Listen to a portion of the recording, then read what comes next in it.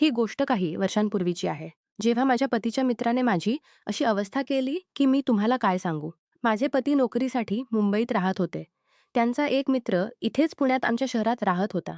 माझ्या पतींनी मला त्याच्याशी ओळख करून दिली होती आणि त्या मित्राला सांगून गेले होते, की जर याला काही काम पडले तर भाभीला मदत कर. मार्केटमधून सामान आणून घर पोहोचव. त्यांचे मित्र खूप चांगले होते. गरज पडली तर आमच्या घराचेही काही काम करून देत असत. एक दिवस जेव्हा माझे पती घरी नव्हते, त्याचा मित्र जो नेहमी मला अशा नजरेने बघत असे जणू, त्याने माझ्यासारखी सुंदर स्त्री कधीच पाहिली नसेल. माझे नाव रिया आहे. माझे वय 28 वर्षे आहे. मी तुम्हाला माझ्यावर घडलेली कहाणी सांगत आहे. एक दिवसाची गोष्ट आहे. त्याने माझ्या दाराला ठोठावले. मी आधीच समजली होते, कारण त्याच्या नजरा नेहमी माझ्यावर असायच्या.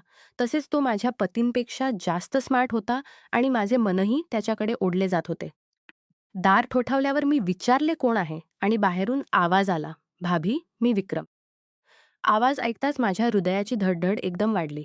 त्याने पहिल्यांदा मला भाभी म्हटले होते आणि त्याच्या बोलण्याचा काही वेगळाच अंदाज होता. जणू तो काहीतरी वेगळे समजावत असेल. मी लगेच दार उघडले. त्याने विचारले, "तुम्ही कशी आहात?" मी हळूच म्हटले, "माझे डोके खूप दुखत आहे." विक्रमने हसू दाबून उत्तर दिले, तुम्हाला हवे असेल तर मी लवकर बरे होतील. त्याच्या बोलण्यावर माझा श्वास अडकला. मी जाणत होते की तो खरे तर काय म्हणत आहे, पण माझेही मन तेच इच्छित होते. मी फक्त डोके हलवले आणि तो आत आला. मी बिछाण्यावर झोपले. त्याने तेल गरम केले आणि काही बोटांवर लावले आणि माझ्याजवळ बसला. त्याचे शरीर माझ्या अगदी जवळ होते. त्याचा एक हात माझ्या मानेला स्पर्श करत होता. जसे त्याने माझ्या कपावर गरम तेल लावण्यास सुरुवात केली, तसे माझे श्वास वेगवान झाले. त्याच्या बोटांचा स्पर्श थेट हृदयापर्यंत उतरत होता. कधी तो हळूसा दाबे, कधी जास्त. मी पापण्या बंद केल्या आणि ओठ चावू लागले. विक्रम हळूच बोलला, भाभी वाटते गरम तेल आपले काम करत आहे. त्याची हास्य, त्याच्या नजरा सर्व माझ्या नियंत्रणाबाहेर होत होत्या. मी शांत होते पण आतून सर्व काही हलत होते. त्याची बोटे कधी थोडी खालीच कधी वर. मी त्याचा हात थांबवायचा प्रयत्न केला पण थांबवू शकले नाही.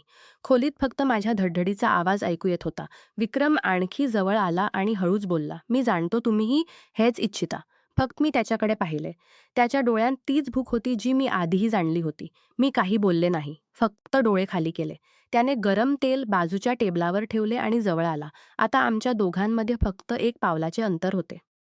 माझी बोटे त्याच्या हाताला लागली आणि मला वाटले जणू करंट लागला असेल. मी हळूच म्हटले, विक्रम. त्याने हसत उत्तर दिले, बस भाभी, आता मी समजलो. खोलीची हवा गरम झाली. दार बंद होते. पती घरी नव्हते. मी आणि विक्रम अशा टप्प्यावर होतो जिथून परतणे पाहू लागला. त्याच्या नजरा अशा होत्या जणू संपूर्ण शरीर पाहत होत्या. मी शांत होते. भाभी शरीर पाहत होत्या. मी शांत होते. फक्त ओठ चावत होते. तुमच्या चेहऱ्यावर सर्व लिहिले आहे. मला स्वतःला सांभाळणे कठीण होत होते. माझे हृदय जोरात धडकत होते. मी फक्त स्वतःला सांभाळले आणि उलटून तो हळूच जवळ आला. त्याचे हात माझ्या कमरेवर थांबले. मी एक क्षण कडक झाले. पण दुसऱ्या माझ्या कमरे बंद केले. मी एक क्षण कडक झाले. जणू मीही तयार झाले होते. विक्रम मंद आवाजात म्हणाला, आता वेदना कमी करायची आहे की आणखी जास्त?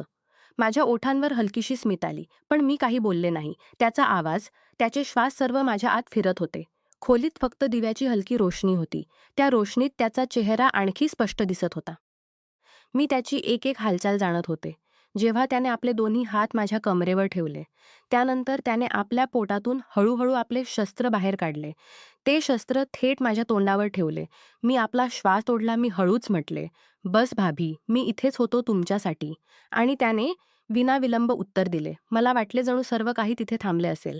त्याचा हात हळूहळू खाली जात होता आणि माझे शरीर स्वतःहून मऊ होत होते. मी त्याचा हात धरून थांबायचा प्रयत्न केला, पण आतून थांबूच शकले नाही. त्याने आपला चेहरा इतका जवळ आणला की मी त्याचे श्वास जाणत होते. माझ्या डोळ्यांसमोर फक्त त्याचा चेहरा होता. त्याची स्मित जणू मला म्हणत होती, आता तुम्ही माझ्या आहात. मी आपले डोके हळूसे खाली केले आणि त्या क्षणी मी स्वतःला रोखू शकले नाही. विक्रम हळूच म्हणाला, भाभी तुमच्या पतीला काही कळणार नाही. माझ्या बोटांनी त्याच्या हाताला पकडले आणि मी फक्त त्यालाच बघत होते. मनात भीतीही होती, पण त्या भीतीपेक्षा एक विचित्र आनंद होता. वेळ थांबत होता. दार बंद होते. घर शांत होते आणि मी आणि विक्रम एका रेषेच्या दोन्ही बाजूला होतो. ती रेषा ओलांडताच सर्व काही बदलणार होते. मी हसू दाबून फक्त इतके म्हटले, तुम्ही थांबणार तर नाही आणि मी थांबणारी नाही. त्याने थेट उत्तर दिले, "मग उशीर कशाचा भाभी?" आणि जसे त्याने मला आपल्याकडे ओढायला सुरुवात केली, माझे सर्व नियंत्रण तुटले. विक्रमने मला आपल्याकडे ओढले. एक क्षण वाटले जणू संपूर्ण खोली फिरली असेल. त्याचा छाती माझ्या जवळ होती. त्याचा छाती माझ्या जवळ होती. त्याचा श्वास माझ्या मानेला स्पर्श करत होता. माझे श्वास ताकूदस्त ऐकू येत होते. मी त्याच्यापासून दूर जाण्याचा प्रयत्न केला, पण त्याने माझी मनगट धरली. हलकीशी स्मित करत म्हणाला, "आता तर तुम्ही मला रोखूही शकत नाही भाभी." माझे डोळे खाली होते. पण ओठांवर हलकीशी स्मित स्वतःहून आली. मी स्वतःही हेच इच्छित होते. फक्त काही बोलण्याची हिंमत नव्हती. विक्रमने एका हाताने माझी साडी सांभाळली आणि दुसऱ्या हाताने माझी कमर. त्याच्या बोटांनी हळूसे आवळली आणि मी त्याच्या जवळ आणखी चिपकले. मी हळूच म्हटले, "विक्रम बस करा." पण आवाज असा होता ज्याने रोखायचे नाही, तर आणखी बोलावायचे वाटत होते. तो जवळ येऊन माझ्या कानाजवळ हळूच बोलला, "फक्त एकदा सांगा थांबेन. नाहीतर मी आता थांबणार नाही." माझे श्वास आणखी वेगवान झाले. मी आपले ओठ दाबले पण डोळ्यांत सर्व लिहिले होते. खोलीत फक्त दिवा चालू होता. त्याच्या रोशनीत त्याच्या चेहऱ्याची प्रत्येक रेषा आणखी तीव्र दिसत होती. त्याच्या नजरा माझ्या डोळ्यांपासून ओठांवर थांबल्या. मी उलटून त्याच्याकडे पाहिले आणि फक्त इतके म्हटले, "तुम्हाला समजण्यासाठी मला सांगायची गरज नाही." हे ऐकून विक्रमने एक खोल श्वास घेतला आणि मला आणखी जवळ ओढले. आता आमच्यामध्ये काही इंचही अंतर नव्हते. त्याचे हात माझ्या कमरेपासून थोडे वर आले आणि मी पापण्या बंद केल्या. त्या क्षणी मला वाटले जणू सर्व काही थांबले आहे. दार बंद. घर शांत आणि आम्ही दोघे एकटे. पती घरी नव्हते आणि मी माझ्या पतीच्या मित्राच्या मिठीत होते. विक्रम म्हणाला, "भाभी आजनंतर सर्व काही बदलणार आहे." मी डोळे बंद ठेवून फक्त एक हलकीशी आवाज काढली, "जे व्हायचे ते होऊ द्या." आणि दुसऱ्याच क्षणी विक्रमने एक पाऊल पुढे टाकले, जिथून परतणे कठीण होते. विक्रमचा चेहरा माझ्या अगदी जवळ होता. त्याच्या नजरा माझ्या डोळ्यांपासून ओठांपर्यंत वारंवार जात होत्या. मी आपले ओठ दाबले आणि त्याची भूक मला स्पष्ट दिसत होती. मी हलकीशी आवाजात म्हटले, "विक्रम जर कोणी आले तर?" त्याने हसू दाबून उत्तर दिले, "होय, दार बंद आहे आणि घरात दुसरे कोणी नाही. आता फक्त मी आणि तुम्ही आहोत." त्याचा आवाज इतका मधुर होता की माझे पाय स्वतःहून मऊ झाले. माझे हृदय म्हणत होते थांबा, पण शरीर म्हणत होते थांबू नको. विक्रमने एका हाताने माझी कमर आणखी आवळली आणि दुसऱ्या हाताने माझी साडी बाजूला केली. त्याच्या बोटांनी माझ्या मानेजवळून सरकत खाली आल्या. माझे श्वास पुन्हा वेगवान झाले. मी त्याच्याकडे उलटून बोलले, "तुम्हाला समजत नाही का? मी स्वतःला रोखू शकणार नाही." विक्रम आणखी जवळ आला आणि हलकी आवाजात म्हणाला, "म्हणूनच तर आलो आहे. तुम्हाला रोखायला नाही, खुश करायला." त्या क्षणी माझे डोळे त्याच्या चेहऱ्यावर अडकले. त्याचा अंदाज, त्याचा आवाज सर्व मला त्याच्याकडे ओढत होते. मी आपला हात त्याच्या छातीवर ठेवला, जणू दूर करण्यासाठी. पण तो दूर होत नाही. तर आणखी जवळ आला. त्याने माझी मनगट पकडली आणि आपल्याकडे ओढली. आता आमच्यामध्ये बिलकुल अंतर नव्हते. त्याचे श्वास माझ्या मानेला जाळत होते. मी डोळे बंद करून आपले डोके त्याच्या खांद्यावर ठेवले. त्याने हळूच म्हटले, "भाभी आता फक्त तुम्ही माझ्या हात." माझ्या बोटांनी त्याच्या हातावर जात होत्या. मी काही बोलू शकले नाही. फक्त त्याच्या जवळ होत गेले आणि त्यात आमच्या एक छोटीशी रोशनी होती आणि त्यात आमच्या दोघांचे श्वास वेगवान होत होते. मी त्याच्या कानाजवळ हळूच म्हटले, "जे करायचे असे ते लवकर करा." विक्रमने फक्त इतके म्हटले, "मग आता कोणताही अडथळा नाही." आणि त्या क्षणापासून सर्व काही नियंत्रणाबाहेर गेले. त्या रात्रीच्या त्या क्षणात वाटत होते, जणू वेळ थांबला असेल. विक्रमचा हात माझ्या कमरेपासून सरकत माझ्या पाठीपर्यंत आला.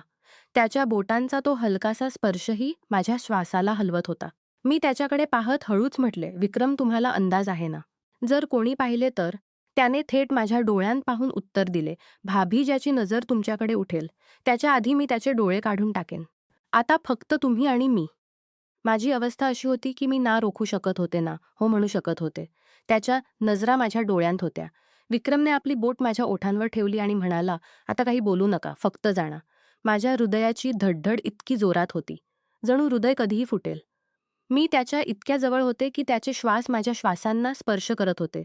मी आपले ओठ हळूसे चावलो आणि त्या क्षणाने त्याची भूक आणखी वाढवली.